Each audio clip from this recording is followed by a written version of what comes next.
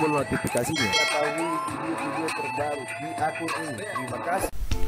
Assalamualaikum warahmatullahi wabarakatuh. Jumpa lagi dengan saya.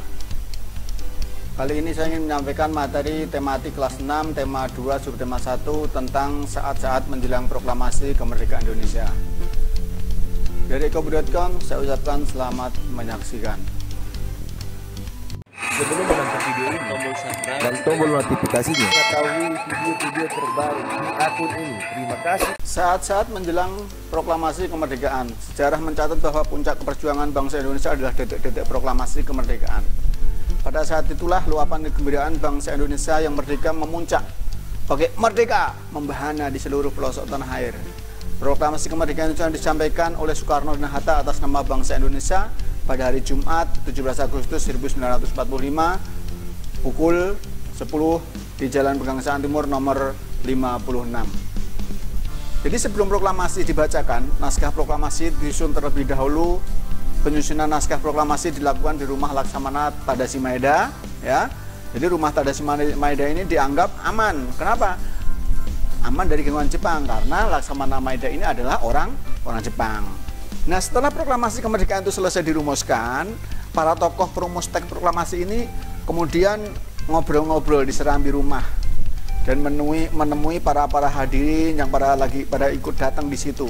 Mereka para rakyat Indonesia sudah pada menunggu di luar rumah. Nah, akhirnya rumusan teks proklamasi tersebut kemudian dibahas di hadapan para hadirin tersebut. Kemudian dibahas yang dihadiri oleh Insinyur Soekarno yang memberikan usulan agar naskah proklamasi yang telah dibuat tersebut ditandatangani oleh semua warga yang hadir.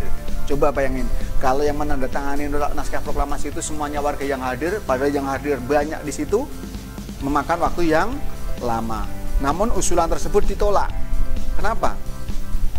Karena itu tadi tidak efektif. Kemudian Soekarno mengusulkan agar naskah proklamasi tersebut ditandatangani oleh Soekarno dan Hatta saja atas nama bangsa Indonesia, dan usulan tersebut kemudian disetujui. Nah, para peserta juga sepakat agar proklamasi kemerdekaan Indonesia itu segera dilaksanakan besok pagi. Nah, setelah penyusunan teks proklamasi itu selesai, para pemimpin dan para pemuda kemudian pada keluar dari rumah Laksamana Maeda tadi dengan diliputi kebanggaan, ya kan? Seneng dong kan, mereka sudah selesai menyusun teks proklamasi. Mereka juga telah sepakat untuk memproklamasikan kemerdekaan Indonesia itu di Jalan Pegangsaan Timur nomor 56 pukul 10 besok pagi. Nah, sebelum pulang, Bung Hatta ini berpesan kepada BM Diah dan rekan-rekannya untuk memperbanyak teks proklamasi yang tadi sudah dibikin, sudah diketik Sayuti Melek tadi, untuk digandakan dan disiarkan seluruh dunia melalui siaran radio. Sementara itu para pemuda tidak langsung pulang juga. Mereka melakukan kegiatan untuk menyelenggarakan pembacaan teks proklamasi. Masing-masing kelompok pemuda ini mengirim kurir, ya, untuk memberitahukan kepada masyarakat di sekitarnya bahwa proklamasi akan segera tiba. Semua alat komunikasi yang digunakan untuk penyampaian proklamasi disiapkan, pamflet-pamflet, pengeras suara, ya, dan mobil-mobil dikerahkan segenap warga untuk menuju ke seluruh penjuru kota menyiarkan berita akan dibacakannya teks proklamasi ini. Nah, kemudian pada tanggal 17 Agustus 1945 pagi, massa itu sudah memadati itu di Jalan Pegangsaan Timur nomor 56 tadi. Ya, udah banyak sekali massa. Ada yang datang dari pagi, dari malam mereka sudah pada jalan.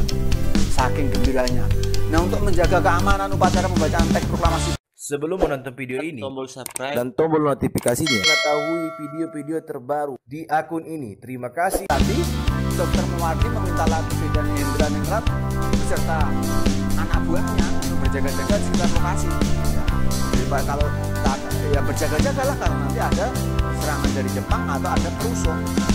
Sementara itu Wali Kota Suryo memerintahkan kepada Wilopo untuk mempersiapkan peralatan yang diperlukan, termasuk pengeras suara. Sudiro juga memerintahkan kepada S. Subut untuk menyiapkan tiang benderanya beserta benderanya. Bendera merah putih telah disiapkan oleh Ibu Fatmawati. Bendera tersebut dijahit oleh Ibu Fatmawati sendiri dengan tangannya. Nah, sejak pagi hari sudah banyak yang berdatangan di Jalan Pegangsaan Timur nomor 56 itu. Banyak sekali tokoh-tokoh yang hadir, ya. Banyak sekali tokoh-tokoh yang hadir di situ, di antaranya Mr.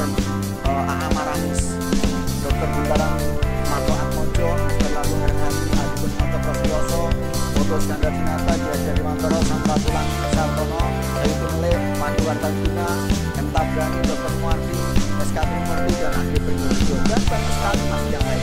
Diperkirakan ada 1.000 orang yang hadir. Nah, acara yang direncanakan pada upacara bersejarah itu adalah sebagai berikut. Yang pertama, pembacaan teks proklamasi. Kemudian yang kedua adalah pengibaran bendera. Dan yang ketiga adalah sambutan Wali Kota Suwiryo dan Dr. Muardi.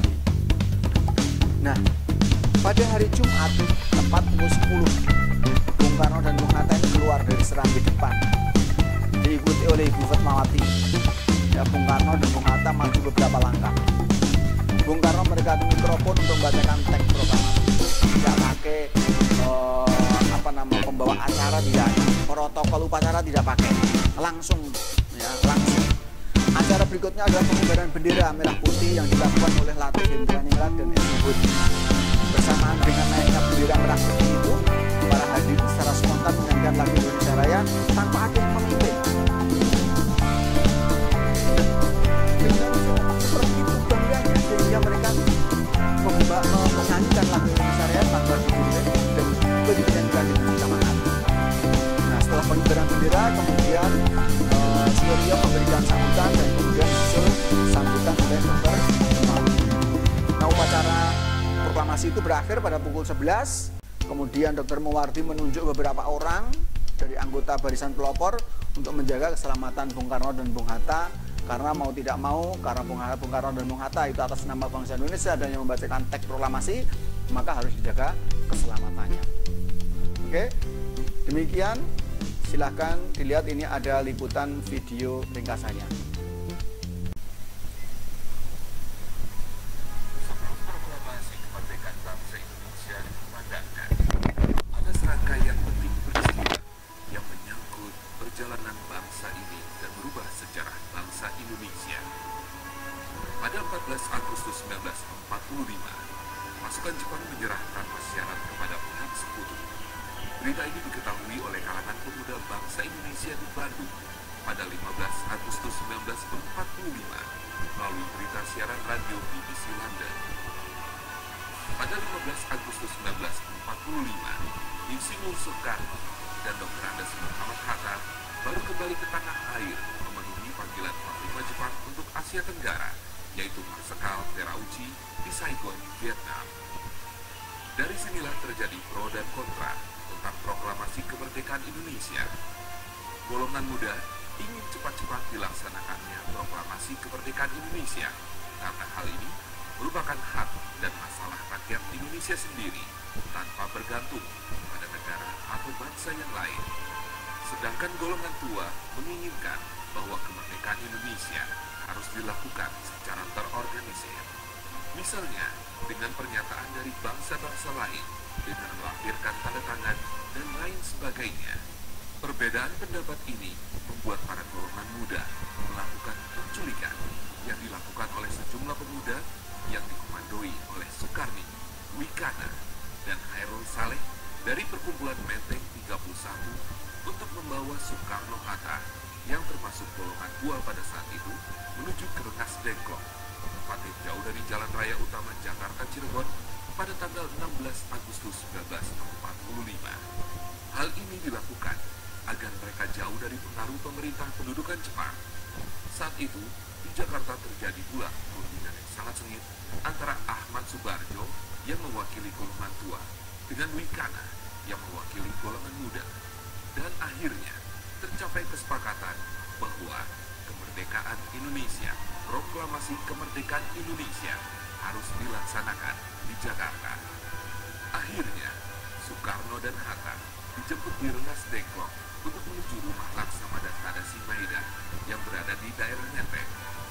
Naskah proklamasi akhirnya dirumuskan oleh Insinyur Soekarno, Dr. Andes Muhammad Hatta, dan Ahmad Subarjo. Banyak pertimbangan sebelum tercapainya kata sepakat mengenai kepastian isi dan redaksional dari naskah teks proklamasi.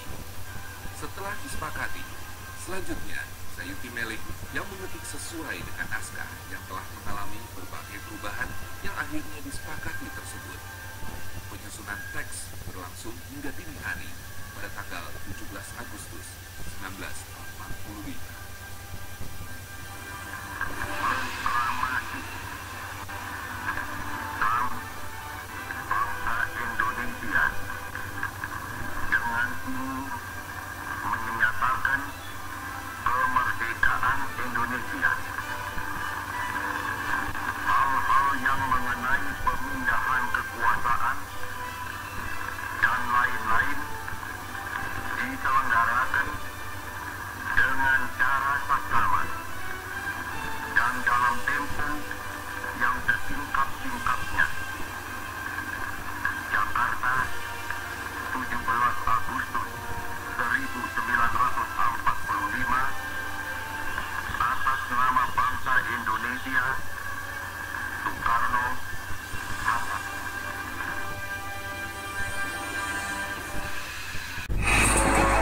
Demikian yang saya sampaikan. Sekian, semoga bermanfaat dan terima kasih atas perhatiannya.